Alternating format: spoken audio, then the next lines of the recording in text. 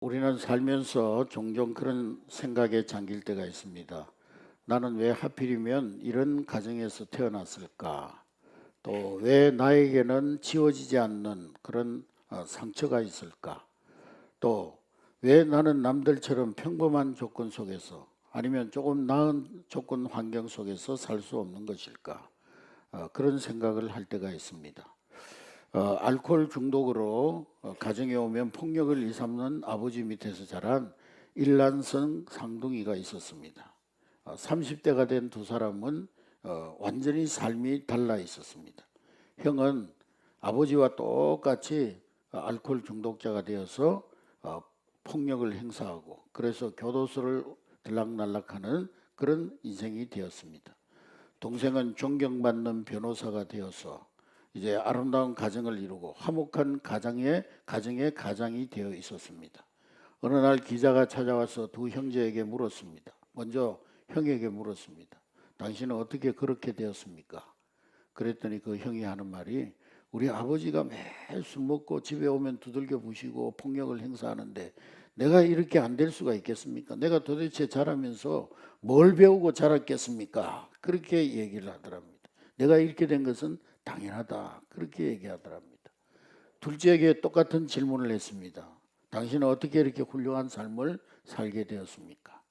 우리 아버지가 매일 술 마시고 폭력을 휘두르는 사람인데 나는 그런 환경에서 자라면서 나는 절대로 우리 아버지처럼 살지 않을 것이다. 나는 결코 그렇게 살지 않겠다. 뼈저리게 다짐하고 그러면서 나는 우리 아버지를 닮아가지 않기 위해서 노력하고 그래서 오늘 이처럼 살게 되었습니다. 어떤 사람들은 자기 인생을 돌아보면서 형처럼 그렇게 말합니다. 지금 내가 이렇게 된 것은 성격이 삐뚤어지고 삶이 이렇게 된 것은 다 환경 때문이다. 어릴 때 받은 상처 때문에 아직도 내가 힘들다. 내가 자란 집안만 좀 달라서도 내 부모만 좀 달라서도 내 인생은 완전히 달라졌을 것이다. 그렇게 이야기를 합니다.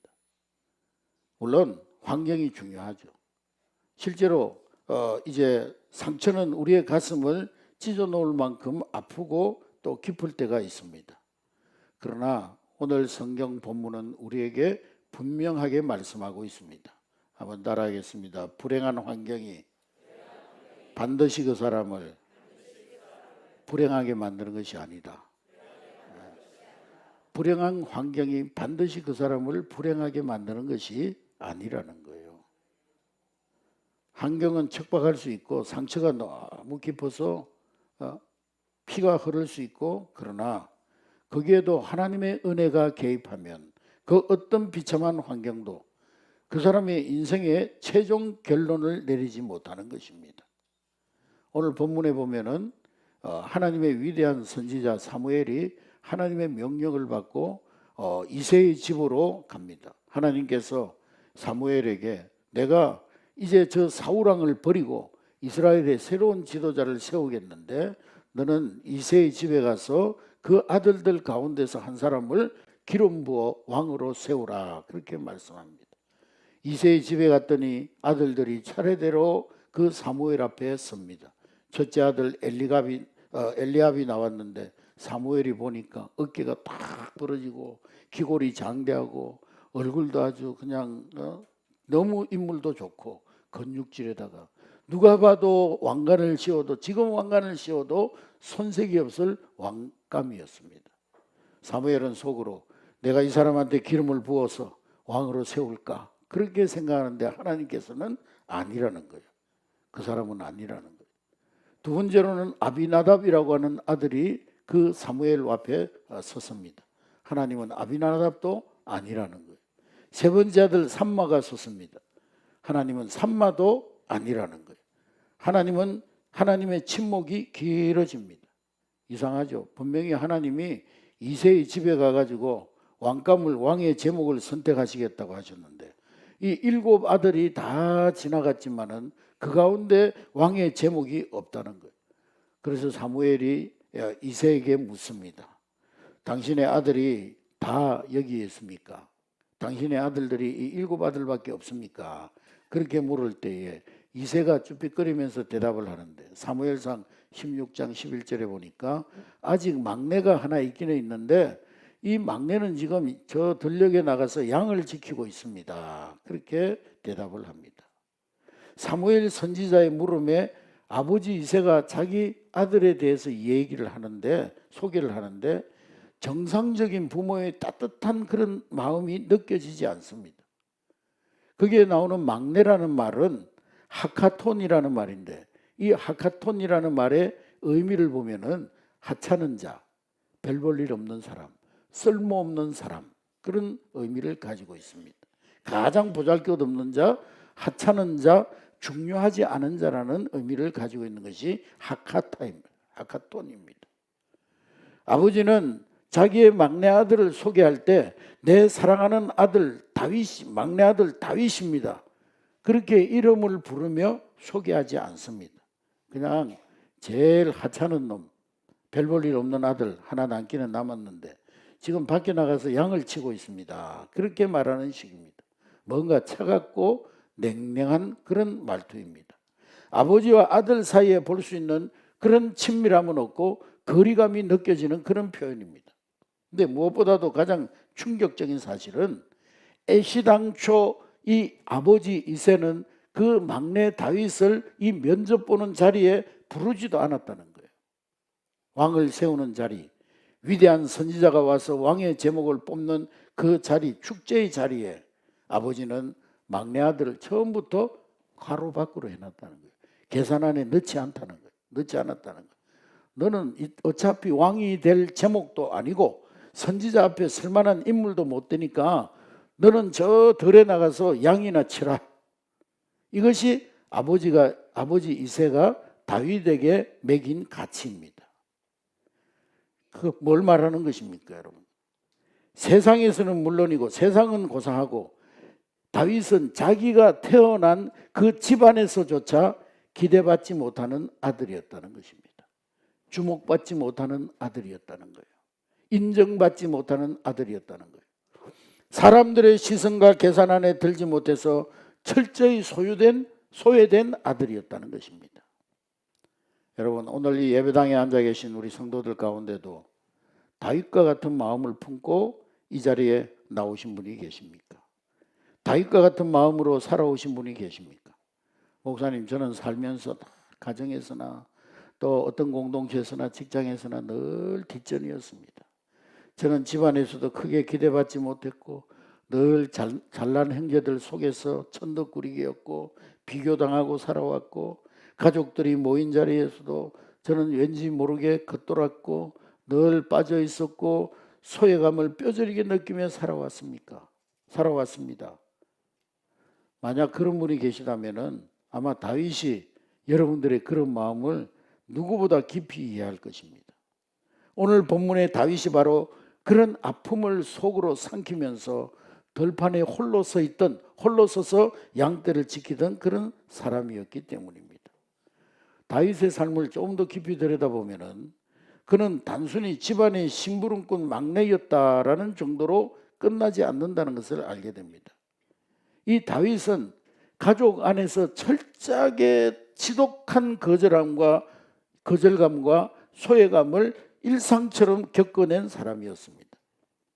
얼마 후에 블레셋이 쳐들어와가지고 전쟁을 하는데 아버지가 다윗에게 형님들에게 도시락 갖다 주고 오라고 말을 하는데, 보통 아버지 같으면은 야, 전쟁터로 너 형님들 도시락 가지고 가니까 몸 조심하고 가다가 혹시 위험한 일 만나지 않도록 늘 조심하고 사방을 잘 살펴보고 갔다 오느라 그래야 되잖아요. 그런데 이 아버지 이새가 다윗을 보내면서 뭐라고 그러냐면은 너는 형들에게 갔다 오면서 나에게 보고하되 형들의 안부를 살피되 그들이 잘 있는지 증표를 가지고 오라는 거예요. 증표. 무슨 말입니까? 가서 딴짓하지 말고 형님들한테 도시락 잘 배달했는지 인증샷 받아오라는 거예요. 너 가서 딴짓하거나 다른 데로 새거나 그러지 말고, 딴 데 갔다 오고 나서는 갔다 왔다고 거짓말하지 말고 가서 인증샷 받아오라는 거예요. 형들은 또 어떻습니까? 막내 동생이 그 무거운 도시락을 들고 그 위험한 전쟁터까지 왔으면은 아이고 고생했구나 막내야, 너 참 수고가 많았구나, 그러면서 반갑게 맞이해야 정상이 아닙니까? 그런데 큰형 엘리압은 그 다윗을 보자마자 버럭 화를 냅니다. 네가 어찌하여서 여기 왔느냐? 너 양떼들은 어떻게 하고 양은 누가 돌보라고 하고 여기까지 왔냐? 그리고 너는 어릴 때부터 아주 교만한 놈이고 네 마음이 완악한 놈이라서 너 전쟁 구경하러 왔냐? 그러면서 이 다윗을 지청구를 하는 거예요. 여러분, 이것은 형이 동생에게 할 수 있는 말이 아닙니다. 정상적이고 따뜻한 가정의 대화가 아닙니다. 그 짧은 형의 일방적인 대화 속에 동생을 향한 오랜 무시, 깔보는 마음, 멸시하는 마음, 그리고 열등감이 짙게 깔려 있습니다. 그래서 다윗이 쓴 시를 보면은요, 그 시 구절 구절마다 자기가 자라면서 받았던 상처에 대한 그 회한의 눈물들이 스며들어 있습니다. 시편 27편 10절에 보면은 내 부모는 나를 버렸지만 하나님은 나를 영접하시리이다. 시편 69편 8절 말씀에 보면은 시편 69편 8절 말씀에 보면은 내가 나의 형제에게는 객이 되고 그랬어요. 가족으로 받아들여지지 못했다는 거예요. 나그네처럼 되었다는 거예요. 내 어머니의 자녀에게는 낯선 사람이 되었다. 그렇게 고백하고 있습니다. 세상에서 가장 품어주고 사랑해 줘야 할 부모 형제들조차 그들에게서조차 버림받은 그런 낯설음을 느끼며 살았다는 것입니다. 내 집에 살아도 내 집 같지 않고 혈육 가운데 있어도 내 자리가 없는 것 같은 처절한 외로움 속에서 살았다는 그런 고백입니다. 여러분, 사람에게 가장 깊은 상처로 남는 것이 무엇입니까? 뭐 지나가는 사람이요, 뭐 욕하고 뭐 그런 것은 며칠 씩씩대다가 그냥 다 잊어버려요. 그러나 가장 가까워야 될 사람, 가장 믿었던 사람에게 받는 거절, 그것은요 영혼의 큰 상처, 큰 흉터를 남깁니다. 부모에게 온전히 받아들이지 못한 상처, 형제들에게 인정받지 못하는 기억, 집안에서는 늘 천덕꾸러기 취급을 받고 비교당했던 경험, 사람의 마음 깊은 곳에 평생을 가는 독이 되기도 하는 것입니다. 다윗의 마음속에는 바로 그 독을 품은 가시가 있었던 것입니다. 그런데 오늘 본문에 보면은 아주 놀라운 반전이 일어납니다. 놀라운 복음이 있습니다. 그 깊은 상처가 다윗의 인생을 망가뜨리지 못했다는 거예요. 다윗에게는 분명히 깊은 상처가 있었지만 그런 상처에 매여 가지고 피해망상증 환자가 되지 않았습니다. 그의 환경은 불행하고 조건은 최악이었지만 그 환경이 이 다윗의 미래를 결정짓는 족쇄가 되지 못했다는 것입니다. 왜 그렇습니까? 하나님이 다윗을 다른 사람들과 전혀 다른 눈으로 다윗을 바라보셨기 때문입니다. 사람들은요, 엘리압 그 마지의 화려한 외모를 보았습니다. 사람들은 조건을 보고 배경을 봤어요. 사람들은 그 엘리압의 큰형의 근육과 키를 보면서 야, 저 정도면은 이스라엘 왕감이다 그러면서 환호했습니다. 그러나 하나님은 단호하게 사무엘에게 말씀하십니다. 사무엘상 16장 7절 말씀해 보니까 다 같이 읽습니다. 시작. 여호와께서 사무엘에게 이르시되 그의 용모와 키를 보지 말라. 내가 이미 그를 버렸노라. 내가 보는 것은 사람과 같지 아니하니 사람의 외모를 보거니와 나 여호와는 중심을 보시라 하시더라. 할렐루야. 이 말씀은 단순히 하나님이 뭐 얼굴 안 따지고 마음씨 착한 사람만 좋아한다, 그 정도의 도덕적인 교훈이 아닙니다. 이 말씀은 세상의 가치관을 뒤집는 하나님의 거룩한 선언입니다. 세상은 늘 겉을 보고 사람을 줄 세웁니다. 스펙이 얼마나 좋으냐, 어느 대학을 나왔느냐, 아파트 평수가 얼마나 되냐, 어떤 배경을 가졌느냐, 그리고는 그것을 가지고 그 사람의 가치를 매깁니다. 그러나 하나님은 우리의 보이지 않는 영혼 깊은 곳, 우리의 중심을 보시는 하나님이십니다. 아버지 이새는 다윗을 심부름 허드렛 일이나 하는 쓸모없는 놈, 심부름이나 하는 막내, 이런 불을 가치도 없는 녀석으로 여겼지만은 하나님은 들판에서 홀로 양을 치며 외로움 속에서도 수금을 타며 하나님을 찬양하던 그 소년 다윗의 마음을 정확히 보고 계셨던 것입니다. 사람들은 다윗을 버려진 돌 취급을 했지만은 하나님은 그를 내가 찾는 사람, 이스라엘의 다음을 책임질 내 마음에 합한 사람으로 보고 계셨다는 것입니다. 마침내 후보자 다윗이 이제 마지막 후보자 다윗이 양 똥냄새를 풀풀 풍기면서 흙먼지를 뒤집으신 그런 채로 헐레벌떡 뛰어와서 문을 열고 그 면접 자리로 들어서게 됩니다. 땀에 젖은 그 소년이 들어오는 순간 하나님의 영이 사무엘에게 강하게 강권하셨어요. 사무엘상 16장 12절에 보니까 하나님께서 일어나 기름을 부어라 그러셨어요. 할렐루야. 일어나 그 기름을 부어라. 이 사람이 바로 그 왕감이다. 얼마나 소름 돋도록 놀랍고 통쾌한 순간입니까? 자기의 가족들조차 그 자리에 부르지 않았던 사람을 창조주 하나님께서 직접 부르셔서 그를 왕으로 세우신 것입니다. 아버지와 가족들이 후보자 명단에서 아예 지워버렸던 사람을 하나님이 정확하게 지목하셔서 사람들은 조금도 가능성이 없다고 밀어내버린 상처투성이의 이 소년을 하나님은 이스라엘의 왕으로 우뚝 세우셨던 것입니다. 사랑하는 성도 여러분, 이것이 바로 우리가 믿는 기독교의 복음이고 기독교의 복음의 핵심인 것입니다. 세상은요, 끊임없이 사람들에게 엑스레이를 찍어가지고 그 사람을 평가합니다. 세상은 끊임없이 사람들을 겉모양으로 겉에 보이는 그런 모습으로 그 사람을 평가하고 줄을 세우고 그 사람을 대우합니다. 그러나 하나님은 세상이 버린 자들 가운데서 당신의 진주를 찾아내시는 것입니다. 세상의 건축자가 버린 돌처럼 내다버린 인생을 가져다가 하나님의 몸된 교회의 모퉁이돌로 머릿돌로 삼아 위대한 성전을 지어가시는 분이 우리 하나님이신 것입니다. 할렐루야. 여러분, 하나님의 섭리는요 여기서 끝나는 것이 아닙니다. 단순히 다윗을 불쌍히 여겨가지고 다윗의 성공한 왕으로 신분 상승시켜주는 정도가 아니었습니다. 하나님은 다윗의 그 아픔과 상처를 고스란히 사용하여서 그를 상처 입은 치유자로 하나님이 세우셨습니다. 이 점이 중요합니다. 다윗은 상처가 많은 사람, 그는 사랑받지 못한 자의 거절감을 뼈저리게 아는 사람, 철저히 혼자 버려진 것 같은 들판의 외로움을 아는 사람, 밤새워 소리 죽여 우는 눈물의 밤이 어떤 것이지 아는 사람. 그러나 하나님은 이 다윗의 눈물겨운 인생의 경험들을 하나도 헛되게 버려두지 않으셨습니다.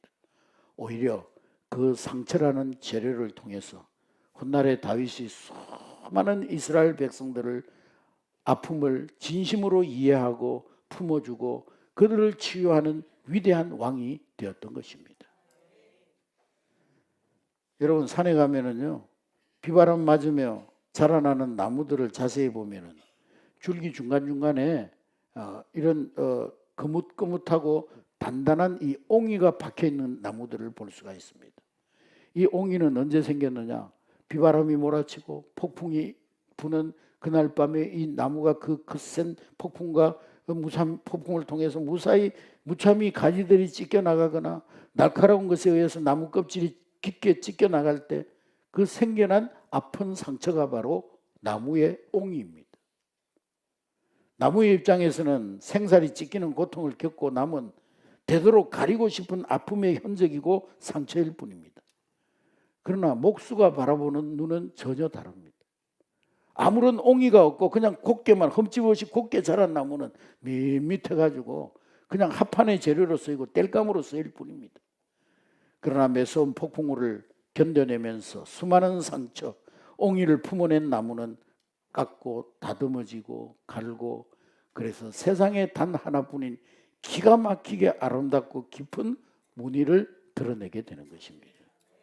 위대한 목수는 바로 그 흉터투성이의 나무를 골라서 가장 비싸고 가장 귀한 명품을 명품 가구로 빚어내는 것입니다.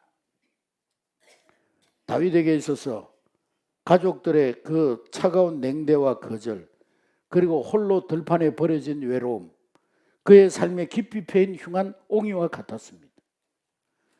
다윗은 속으로 나는 남들이 없는 상처가 이렇게 많은데 내 인생 그냥 아무렇게나 살 거야. 나는 상처받고 살았는데 나도 다른 사람들에게 막 그 내 마음의 엉어리를 풀면서 삐뚤어지게 살 거야. 내 부모가 나를 이렇게 꺾어놨으니까 나도 내 인생 케세라 세라 될 대로 되라 아무렇게나 살 거야. 그렇게 원망하면서 썩어가는 나무처럼 자신을 방치하지 않았습니다. 대신 그는 마음이 꺾이는 고통 속에서도 들판에 앉아서 밤하늘을 바라보며 수금을 타면서 깊은 소외감이 자신을 찌를 때마다 하나님을 향한 눈물의 씨를 쓰면서 자기 영혼에 찢긴 상처 위로 하나님의 은혜가 덮이게 했던 것입니다.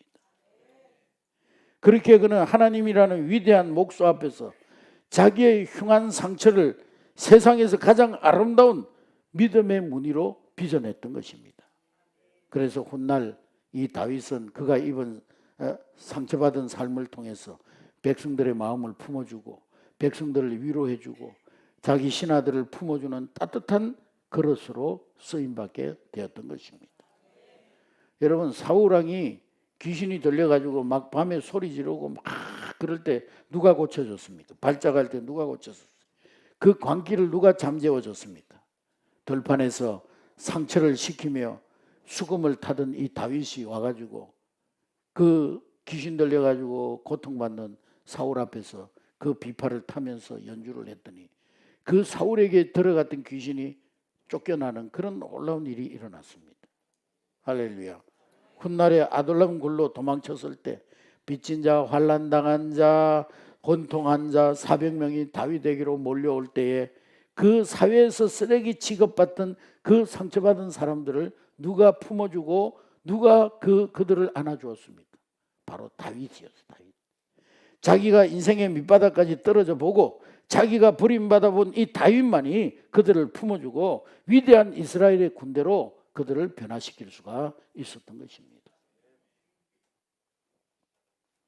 자기가 아파본 사람만 남의 아픔을 알아봅니다. 자신의 눈물을 흘려본 사람만이 남의 눈물을 따뜻하게 닦아줄 수가 있습니다. 뼛속 깊은 외로움을 겪어본 사람만이 지금 절망 속에 홀로 떨고 있는 사람의 손을 놓지 않고 꼭 잡아줄 수가 있는 것입니다. 그것이 상처를 다루시는 하나님의 방법, 기가 막힌 방법인 것입니다.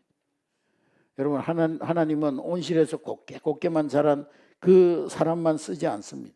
오히려 사망의 음침한 골짜기, 깊은 상처를 통과하면서 눈물로 그 상처를 진주로 빚어낸 사람들을 들어서 하나님은 크게 사용하시는 것입니다. 왜냐하면 그런 사람이 긍휼이 풍성하신 하나님의 마음을 가장 깊이 이해할 수 있기 때문인 것입니다. 사랑하는 성도 여러분, 그러므로 오늘 여러분들에게 권면합니다.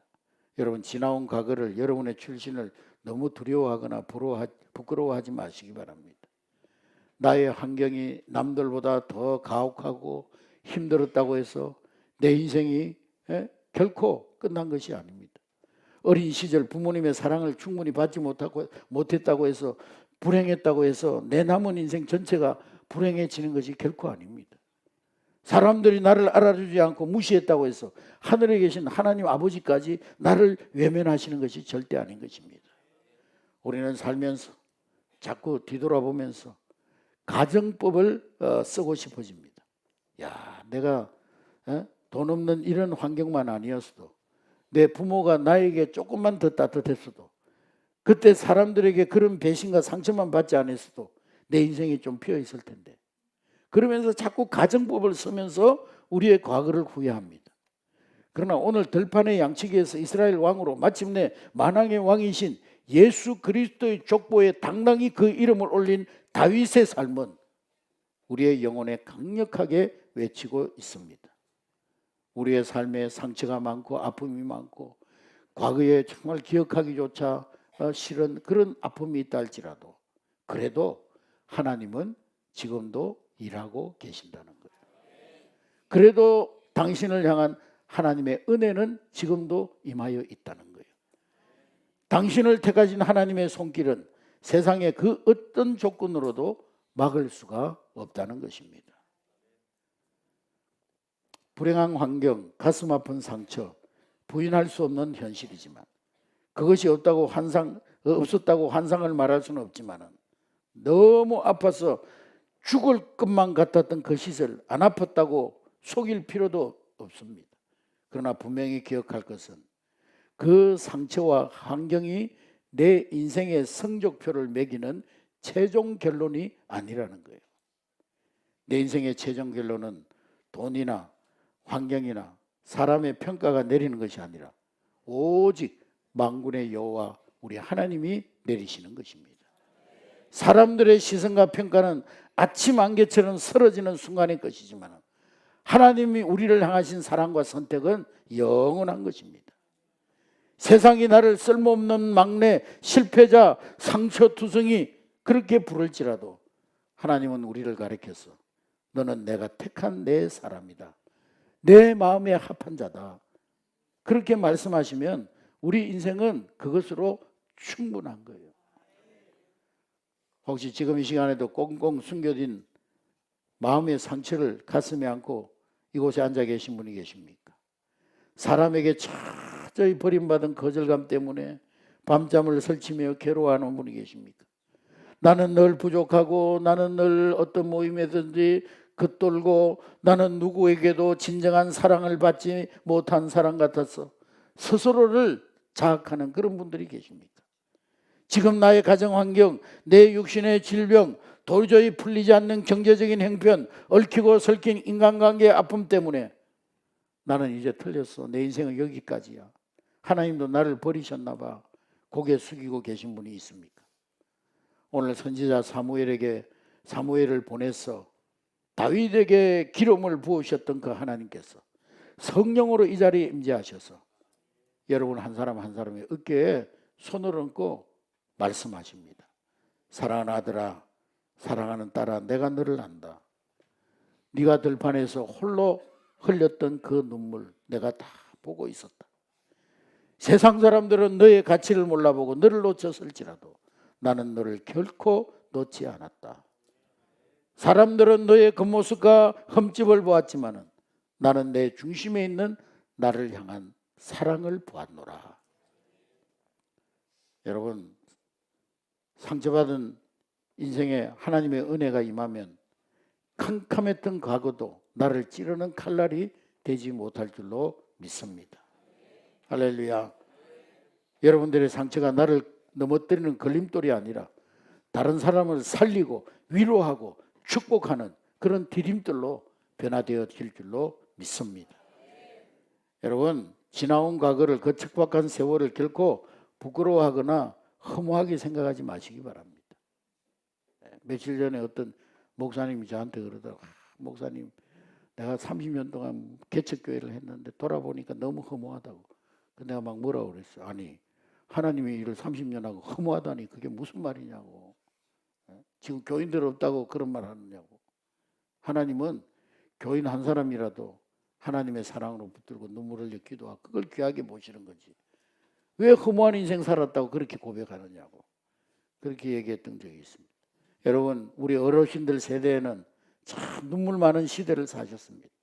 가난한 집안에서 태어나서 오빠 남동생 뒷바라지 하느라 학교 문턱에도 가보지 못하고 평생을 생활 전선에서 노동 현장에서 시장에서 뼈 빠지게 일만 하신 분들이 있습니다.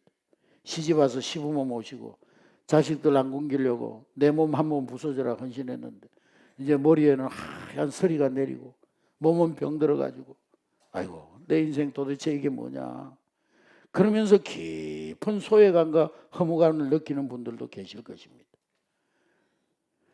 평생을 시장에서 채소 팔면서 자식을 키워낸 한 권사님이 계신데 이 권사님은 글을 읽을 줄 몰라가지고 평생 그것이 한이었고 열등감이었습니다. 자식들은 이제 장성해가지고 나름대로 자기 살 길 찾아서 다 떠나고 남편도 먼저 세상을 떠나보내고 홀로 텅 빈 단칸방에 남아가지고 예배당에 오가면서 기도를 하는데 어느 날 그 거울 속에 비춰진 자기의 쭈글쭈글해진 그 얼굴, 손 다 달아서 뭉뚱해진 손톱, 그것을 바라보는데 갑자기 눈물이 확 쏟아져. 하나님, 내 인생 참 불쌍하고 한심합니다. 배운 것도 없고 가진 것도 없고 평생 시당 바닥에서 흙먼지 뒤집어 쓰고 남들에게 무시당하면서 살아왔습니다. 이제 늙고 병들어 보니까 아무도 나를 알아주지 않네요. 제 인생 참 보잘것없는 헛수고였습니다. 그러면서 성전 바닥에 엎드려서 서럽게 우는데, 한참 울면서 기도하는데 권사님 마음속에 주님의 따뜻하고 세미한 음성이 들려옵니다. 사랑하는 딸아, 세상 사람들은 너 달아지고 주름 패인 얼굴, 손톱을 보고 흉하다고, 배운 거 없다고 무시할지 모르지만, 그러나 내 눈에는 너의 그 주름 패인 얼굴, 그 손이 세상에서 가장 아름다운 얼굴이고 세상에서 가장 아름다운 손이다.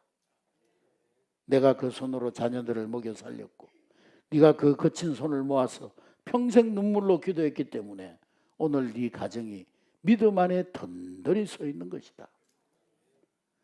사람들은 외모와 지식을 보지만 나는 내 중심에 있는 나를 향한 사랑을 본다.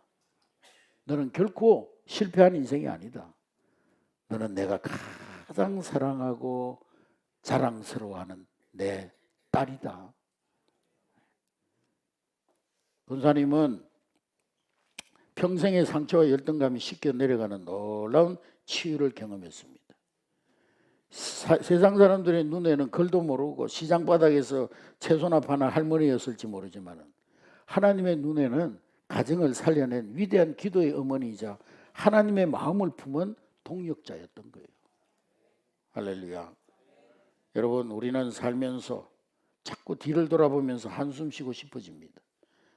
내가 초등학교라도 제대로 나왔더라면, 내 부모님이 조금만 나한테 신경 써주고 더 챙겨줬더라면, 그때 내 남편이, 내 아내가 내 마음을 조금만 더 알아줬더라도 내 인생이 이렇게 억울하진 않을 텐데.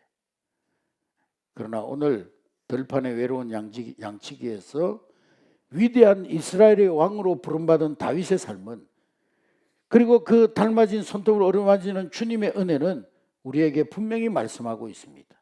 그래도 나는 너를 통해서 일해왔다.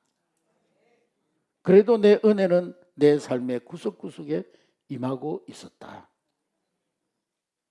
불행한 환경, 가슴 아픈 상처는 부인할 수 없는 현실이지만, 너무 아파서 죽을 것 같았던 그 세월을 안 아팠다고 속일 수도 없지만, 그러나 분명히 기억하시기 바랍니다.